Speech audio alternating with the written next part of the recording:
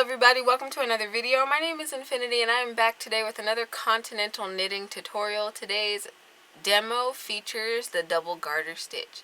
I promise you it's not as drastic as it looks. It kind of reminds me of the herringbone stitch, but it is literally the garter stitch. So if you are fairly new to knitting and you want to try something a little new in your stitch designs, this could be the pattern for you. You need to know how to yarn over, which is very simple, so I'll be going over that in this video. And this stitch is just as stretchy as regular garter stitch, so there's no problems there. And it almost looks crocheted between there, but it's not, I promise. So without further ado, we're going to jump right into this tutorial. I ask that you subscribe and ring that notification bell so you don't miss out on future knitting content from me. Let me be a part of your knitting journey. Alright, let's begin. Alright, to begin, I'm going to do a regular long tail cast on. So I'm going to create my little slip knot here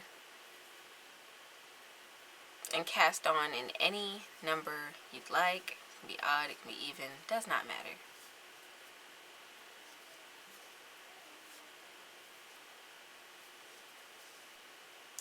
Alright, I have cast on 15 stitches, so now I'm going to turn my work.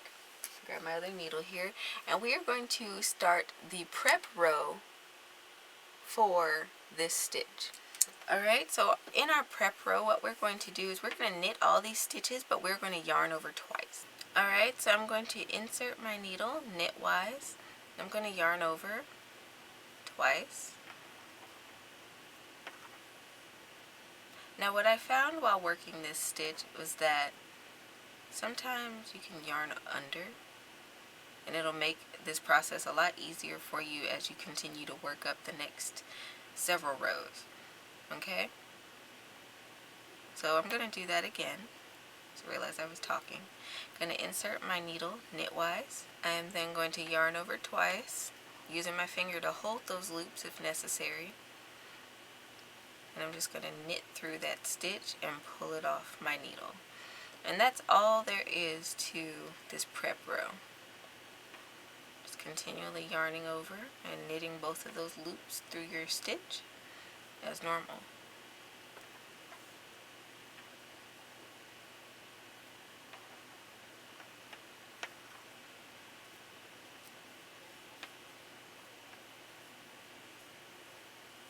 You want to make sure you're not wrapping these too tight, because again, you're going to have to work into these later on.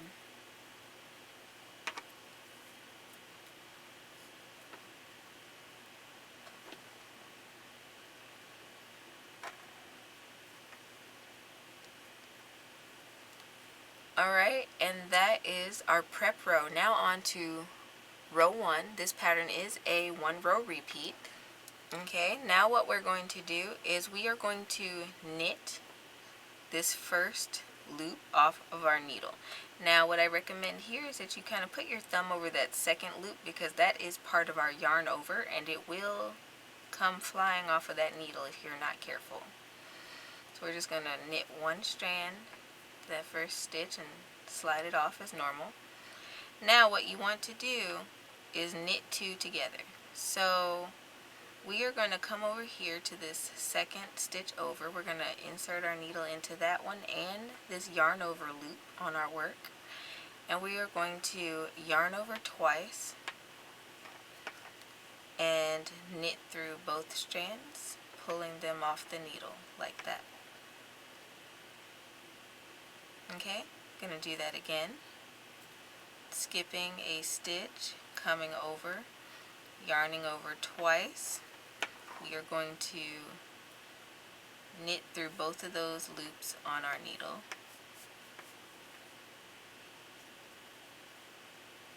And slide that off. Let me get in a little closer for you guys.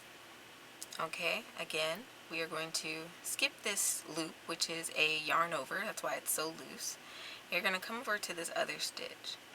You're going to insert the needle into both of them.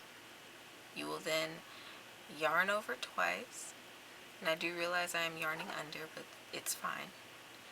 And we are going to knit through both loops and slide them off the needle. Alright?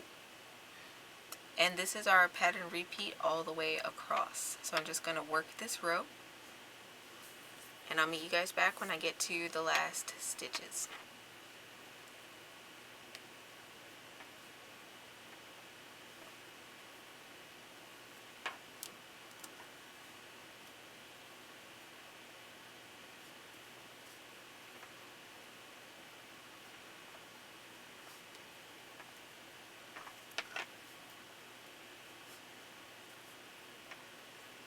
Alright, so if you cast on in an odd number, you will be faced with 3 stitches remaining at the end of your row. Not so much so if you did it with an even number of stitches. So, at the end of your row, if you have 3 stitches left, what you're going to do is you are going to insert your needle into 2 of those stitches, yarn over twice, and knit through both. Alright, after that is done, you will have this one final stitch, which is actually a yarn over, it looks like, and you are going to insert your needle into that, yarn over twice, and knit those stitches through.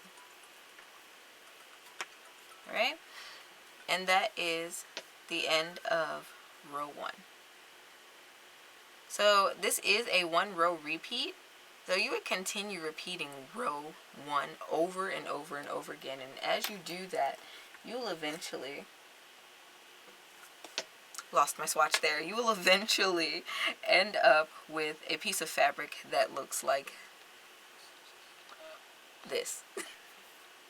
A final tip from me, if you know how to do other bind-offs, the stretchy bind-off would be an excellent pair with this stitch just because of how much it can stretch either way, because it is still your basic garter stitch. It's just a little extra flair added to it. So if you are making cuffs or things like that, or something that you would want to stretch out like a sweater or something, then you would want to probably use a stretchy bind-off.